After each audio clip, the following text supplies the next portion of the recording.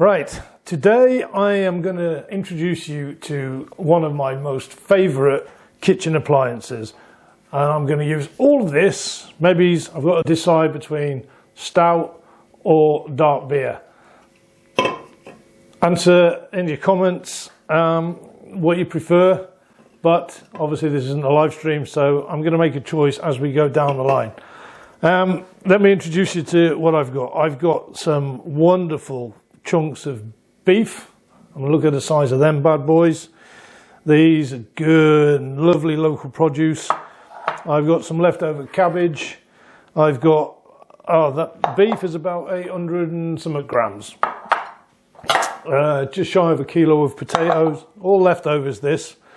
Some red peppers, some onions and some aubergines, aka eggplant. So there's our ingredients, a bit of creme fraiche as well. But let me introduce you to what I think is absolute star and very underrated, not used enough, and by God it makes life so much simpler. This is the slow cooker. In America I believe you call it a crock pot. In Germany they call it a Römertopf, but there is a traditional clay one that they use, and I actually have one of those, so we'll do a video with that and we'll cook the chicken in it, but that uses the oven. This is obviously electric, and it's a do and press the button and then go and do stuff, and all your loveliness is in here. So having said that, let's get started. So we'll put him out of the way for the minute. We can plug him in. Lights on. What I like about this one is it's on a timer. So when you set it away for, I don't know, on low, it goes on for 8 hours automatically. If you put it on high, it goes on to high for, I believe it's 6 hours. However, we will see. So take your pot out and start just doing a bit of mix up, because this is what it's all about. So we get some vegetables in there. What I would do is get a little mix up going. Just make a base layer of vegetables first off. All right, now if we don't use all of these veg, that's going to be cool, because we'll make a soup with what we don't use. And I'm getting some tatties in there as well. Like I said, just because I've got X amount of potatoes and kilos or whatever, doesn't mean we have to use them all. What I love about this as well is this is a 5 litre one, so it's massive. But that's good, because what I like to do is I like to cook a lot of food and then freeze what's left over. So that's now almost done. So all of this stuff that we got left, and we'll see how we go as we go on. However, what we need to do now is we need to prep our meat. You can just throw the beef in there, but I always find the best way to do it, brown it off. So what I'm going to do is, normally you can use flour or whatever, but I'm going to use corn flour because this will thicken up the gravy as well. So let's not be shy about this. Let's get it in there. So get some flour in. I'm not, again, messy kitchen. This is keeping it real. If you want to do, if not, don't, because you can always season the whole thing, but I'm going to season the flour. I'm going to throw some salt in there, and I'm going to throw in some pepper. Then I'm going to give that a good mix, and I'm going to leave all this out because we might need more. It'll become apparent in a bit. Okay, so take said chunks of meat. Oh, excuse me, keeping it real. Got a cough. Just bounce them about, start coating them up. And oh boy, there's some nice chunks in here. So the idea is, by the end of the cooking process, this stuff will fall apart. That's the idea. So just keep going, just add them bit by bit. Don't worry about the mess, we can always clean up. So still loads there. Just make sure that you coat all sides of the beef. Now, I'll be honest with you, I haven't trimmed this. It's been well cut. There's not a lot of, in fact, there's hardly any excess fat on there. But what fat is on there, I'm going to leave, because it's going to enhance the flavour, and you will see why we're doing this in a minute.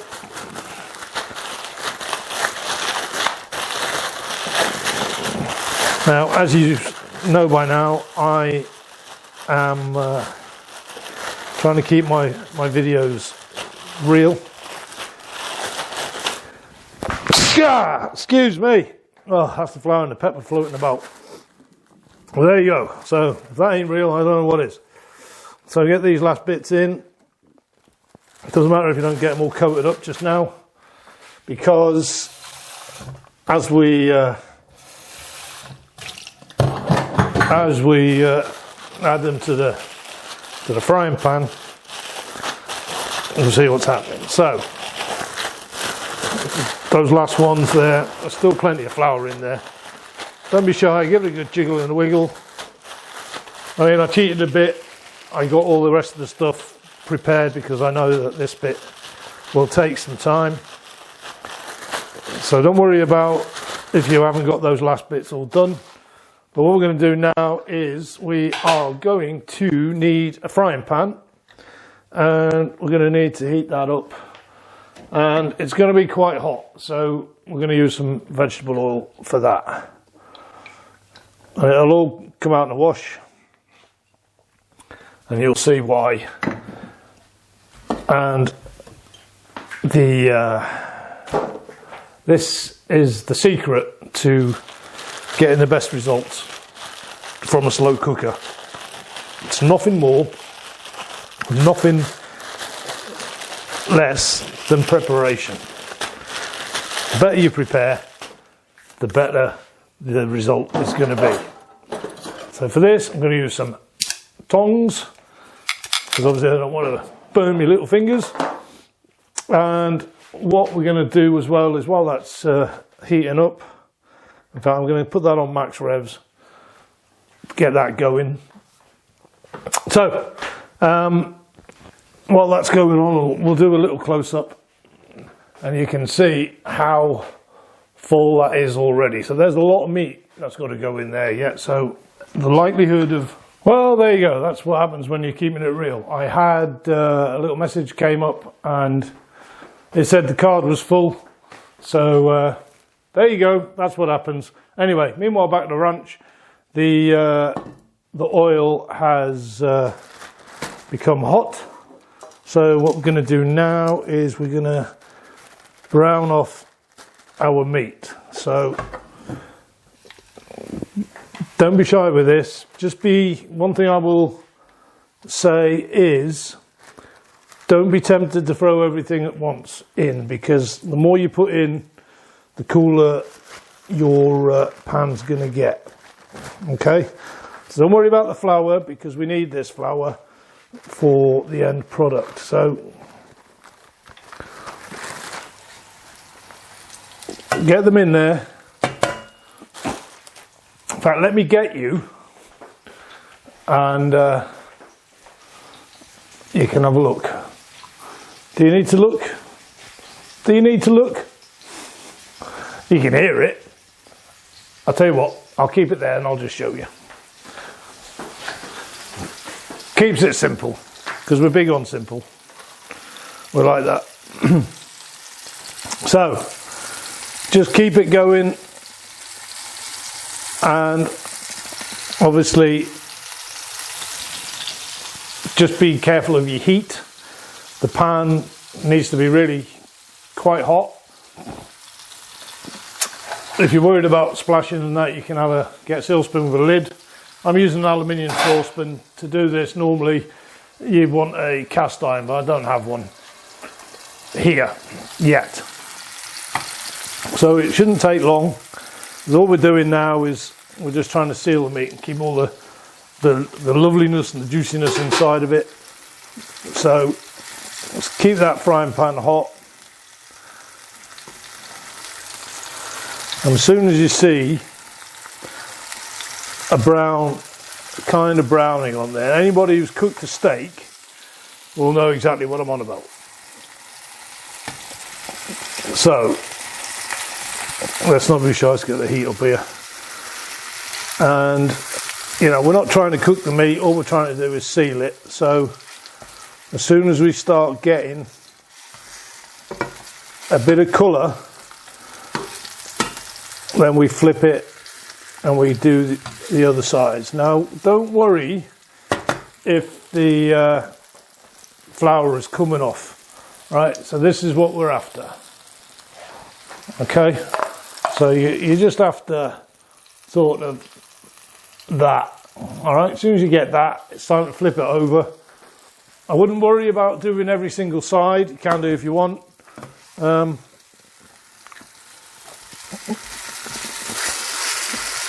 But don't forget, this is the bit that takes the longest. So, in the true spirit of not boring you to death, I'm going to stop it now, and I'll come back when I've browned up. Right. So let me just come over here and just check, make sure I'm on. Isn't that good? Right. So as you saw, so all this crackly loveliness now, this is all done. So let's get the meat in there. Be careful because it does splash back at you. It bites back. Now this is a lot of meat, and there's a lot of veg in there. I'm not going to put the oil in because we don't want the oil. We do want the meat. So give that a mix up with those veggies. Don't be shy, get them in there. And the idea is obviously to get the meat cooked to perfection. So we want the meat under water, or submerged, I suppose is the correct terminology. So we'll just get that all like that, so that we have, so don't be shy. I mean, I always say put a base of vegetables on, but when you spin and turn and twist and whatever else, it will all happen automatically. So currently this is what we look like. Look at that, already smells nice. So all we've got to do now is add. I'm going to go for the stout, so the dark beer. It's basically like Guinness. This one, believe it or not, I got from Lidl. Now there is going to be absolutely not enough liquid in here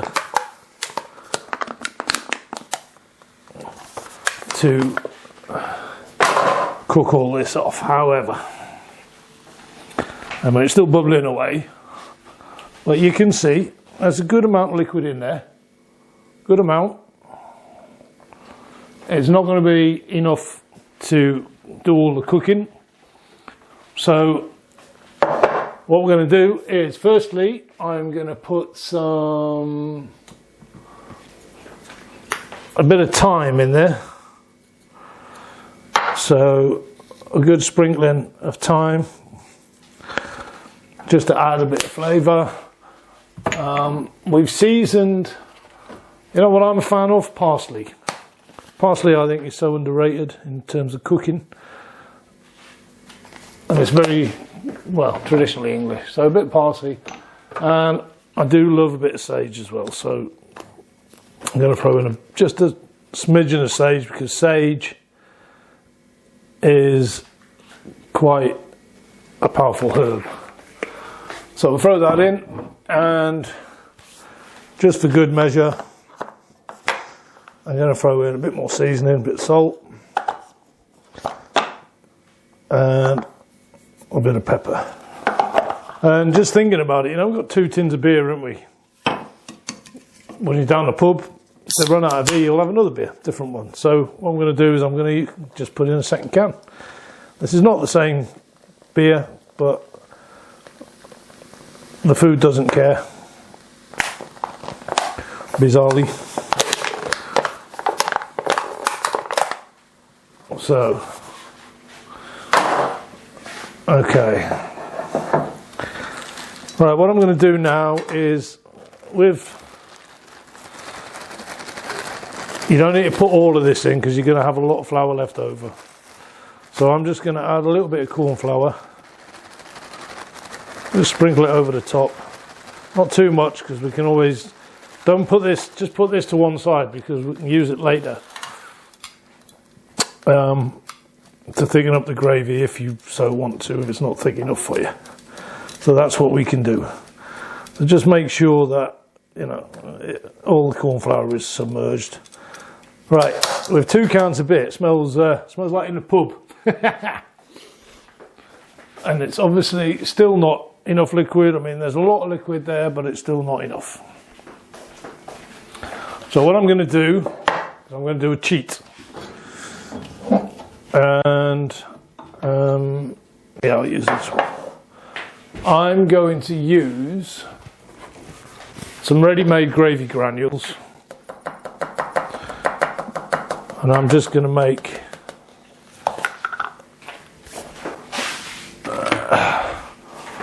basically a cheating way of making a stock. So give that a stir.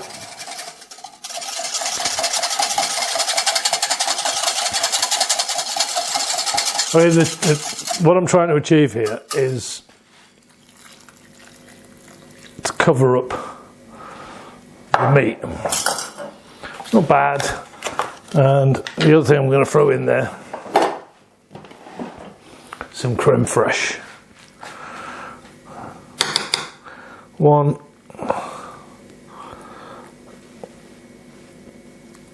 2 big dollops. Now, what I'm going to do now is I'm going to see. Don't worry about the creme fraiche; it'll dissolve itself in. And I'm just going to make sure that I can get everything under liquid, and it's kind of there. Don't worry about the vegetables. The vegetables, they'll steam out. And liquid-wise, as long as you got all the meat under, you'll find the vegetables, because the lid's obviously on, the vegetables will steam out, but the meat needs the liquid. Smells quite boozy. Don't worry about that. It will, the alcohol will cook out.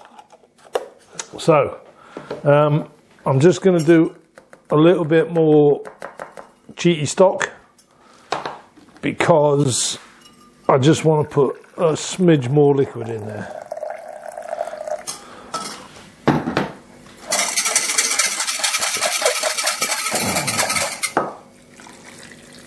Yep, that'll do me.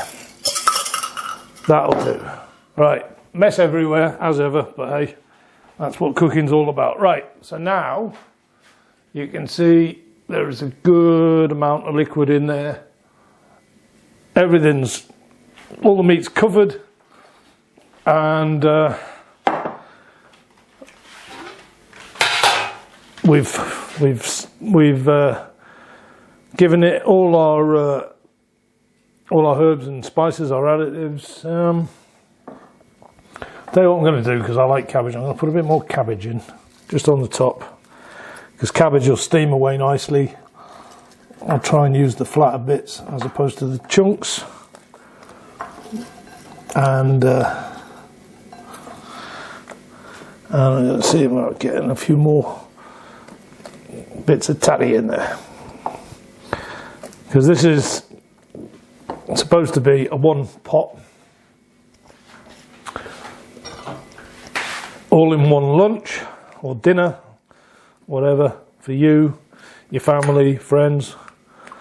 It's a great way of cooking. Don't worry about making loads because, like I said, you can always freeze it and make more.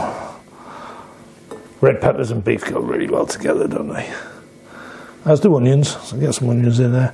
Don't worry about cooking off the onions because the slow cooker will do the business. Now, if you're like me, you'll keep coming back, you'll have a poke and a diddle, and you'll just make sure that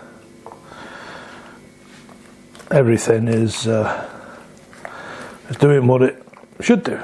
Okay, so I am now happy with that. All that remains to be done is to put it in its little housing as such. Try and get rid of any excess spillage if you can. It's a quick wipe. Put the lid on, and then I'm going to turn it on, and I just keep, I turn it on and then I rotate through. It's on high for 4 hours. So I will see you, in fact, it's on for 4 hours, so that'll give me a chance to, in fact, I'll tell you what I'm going to do. I'm going to do it for 6 hours. So I can do 4, 4.5, 5, 5.5, 6 hours. 6 hours on high, I think that's going to do it. So I will see you in 6 hours and we'll see what happens. That'll give me a chance to tidy this up. So until then, right guys, the 6 hours is now up. In that time, I've had a visit from my friend and neighbour Pascal, and he's brought me some homegrown local produce. Look at this bad boy, that's a courgette, look at the size of that, and a lovely cucumber and some tomatoes. Oh, they smell so good. I'll tell you what, you cannot beat homegrown, even if it's partly eaten, but that's cool, I can live with that. Right, let's take the lid off this bad boy, and there we go. Look, 000, 6 hours. Now it's going to steam a bit, so it's hot. Let's get rid of that out of the way. And there it is. A good old bowl of loveliness. Scrumptious. Now we need to get it out of there, and I'm going to get it out with some gloves. So these for these. Get this on here. Put these wonderful, beautiful things to one side. We'll use those in another video. So, what we need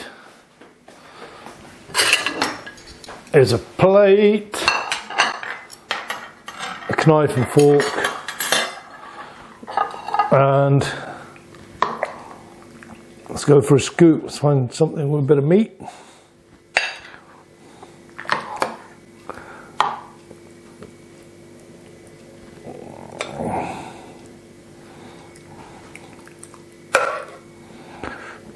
A lot of juice in here, but I'll tell you what, a bit of bread wouldn't go amiss on that. So, I'm sure you're dying to see, close up. Look at that, isn't that just a lovely plate of yumminess? Well, you know what they say, proof is in the taste. Right. I'm going in for the meat straight away. I mean, look at that. Can you just see how that just pulls apart?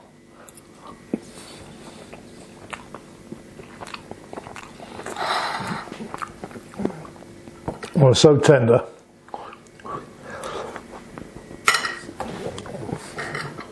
Flies, where we are in rural France. and everything.